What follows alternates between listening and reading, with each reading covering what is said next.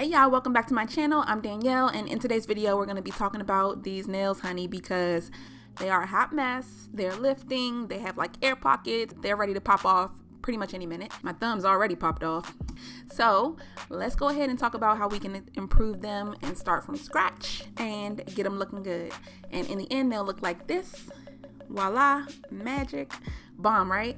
Okay, so let me show you guys exactly what I did to get to this result. So the first thing we need to talk about is the products we're going to need to do this, as well as the equipment. So the first thing I have is some cotton pads, and I'm going to use these to soak off my nails. Then I have a nail file. This one is 180 and 100. One side of this is 180 grit and the other is 100. Then I have obviously some nail polish. This is like one of my favorite colors. The brand is Nuance by Selma Hayek. They don't sell this anymore at CVS, but I can link some similar polishes down below. And the color is called Blush Peony, just in case you can find it on Amazon or whatever. Then we have the nails. These are also an Amazon find. These are a full nail. They're not just a tip. And they are numbered, so you can find the numbers that are best for your fingers. And again, everything that I can actually find links for, I'll link below. Then I just have some clear nail polish that I'm going to use for both the base and top coat. And the next thing I have is this nail cutter or nail trimmer. I don't know what you call this, but this is perfect for like acrylics and things like that, to cut down the nail evenly and accurately, and also pretty easily. It's really easy to use compared to like a normal nail clipper. I also have some normal nail clippers just because I like to use these to cut my natural nails, because the nail trimmer is like too big and bulky to get that close. Then we got some tweezers, and I use these to hold the nail while I polish it. Got some additional tweezers because sometimes it's a little bit easier to hold them with a different shaped tweezer. So I have the slanted ones, and then I also have the super pointy ones. You can also use the tweezers to clean up around your nail bed, to get up any dead skin. You can use the base of them to push back your cuticles. You can just kind of get creative with how you use them. So I like to have both of them handy before I get started. Then I got some 100% acetone nail polish remover. I put it in this little pump bottle. I got this from Dollar Tree. Hopefully they still sell it, but yeah.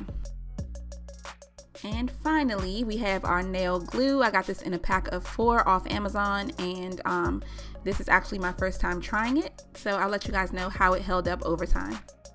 The first step for me is always to cut down the nails, just because I'm going to be soaking them off rather than prying them off, and I want to use the least amount of product that I can as far as the acetone, and I also want it to take less time. So I'm definitely going to cut them down as far as I can, and then I will move on to the next step. So I went ahead and finished up the second hand, gathered all of my nail clippings, and now I'm going to move on to the next step, which is to separate each cotton ball into 2 sections, just because it's enough to accomplish what I need to accomplish, and it uses less acetone to do that. Then I soak each section in acetone thoroughly, like you really want to drench it, and then wrap each finger in aluminum foil. And this just keeps the cotton ball on your hand to make sure that it gives it a chance to soak off. So now I'm going to finish that process on all my other fingers, and I'm going to start with all the fingers except the thumb, because you kind of need the thumb to do everything. So it just makes more sense to do the thumbs last, but there is a product that you can use that clips onto your fingers to do this for you, so you don't need to use the foil. And I definitely recommend those over the foil technique, because it just was really hard. Like, you have to sit with this on your fingers for like 10 to 15 minutes, and it was really not very comfortable, and the foil pieces were like slipping around and stuff. I couldn't really use my phone, couldn't really do anything. So definitely recommend getting those little clips. I'll go ahead and link those below. They're only like $5, so definitely worth it if you plan to be doing your nails consistently. So it's been about 15 minutes. I'm gonna go ahead and check on these to see if the fake nail has like dissolved enough for me to move on to the next steps. And it looks like it has. So I'm gonna go ahead and pull off all of the foil pieces and start to file down the nails, just to get any residual residue off.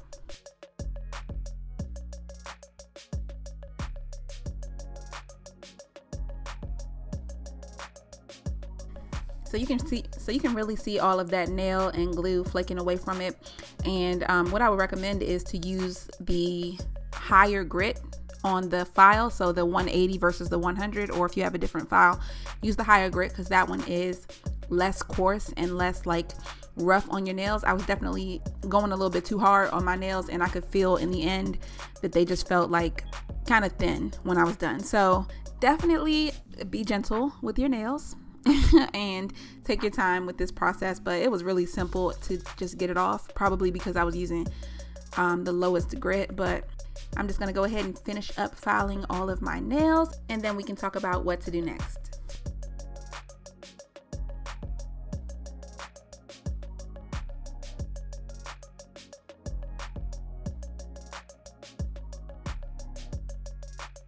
Okay, so we're all done. Now it's time to clean up my area, dust off the towel, just get everything back to a workable state again.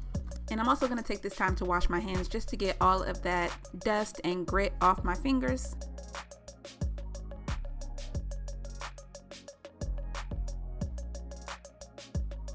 And this next step is completely optional, and I actually don't recommend it if you're planning on putting your nails right back on because you want the surface of your nails to be a little bit more rough. But since I'm going to let my nails breathe for a couple days, I'm taking this nail buffer and I'm just going to go over all of my nails and just kind of smooth the surface of them before I apply my new nails. And I'm going to wait a couple days in between just to give my nails a chance to breathe. So after a good buff, they look so much better. So I'm gonna go ahead and move on to the next step, and that is to just trim my natural nails because I'm not going to, I don't want any length on my nails if I'm gonna walk around with them like this. So I'm just gonna cut them down with the nail clippers so they look nice and neat.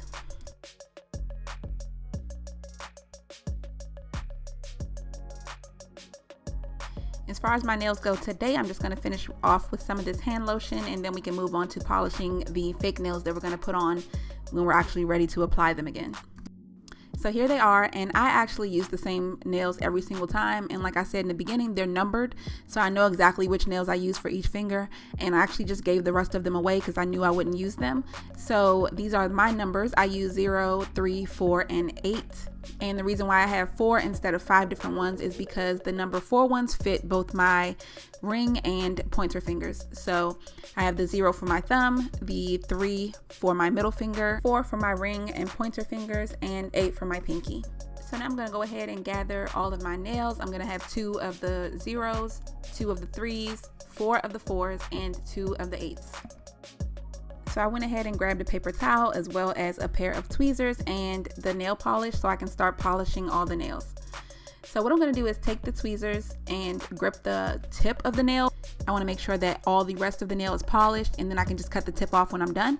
So I'm going to grip the tip with the tweezers, and then I'm going to start to polish each of those nails. And I'm going to polish it 2 to 3 times depending on how I like the look of the polish, and then I'll let them sit and then come back and polish them again with clear polish. So I went ahead and did 3 coats, and this is what it looks like compared to where it started. So now I'm just going to go ahead and finish painting all the rest of the nails.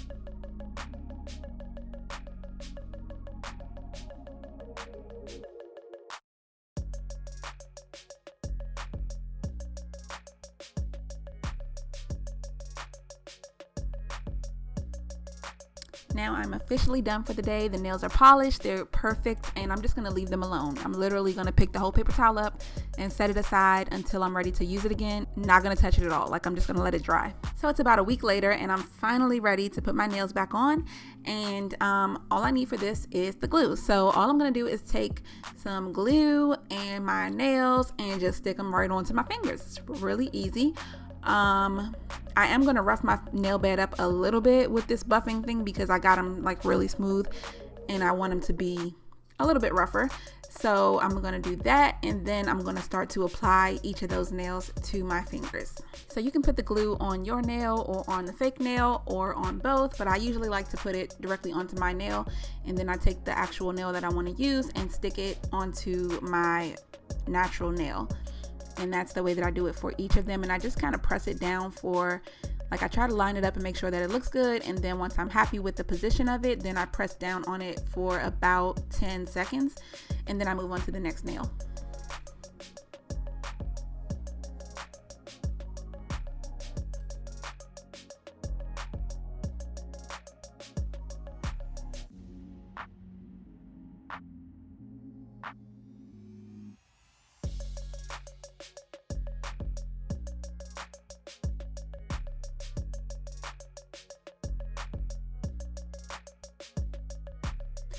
So all my nails are done. That took like 5 minutes, and now it's time to move on to the actual trimming of them, because remember, the tips aren't polished and I don't want my nails this long. So I'm gonna go ahead and cut them down a little bit. I'm probably gonna take off about 1/4 of an inch from each nail, and then we just need to file and we're done.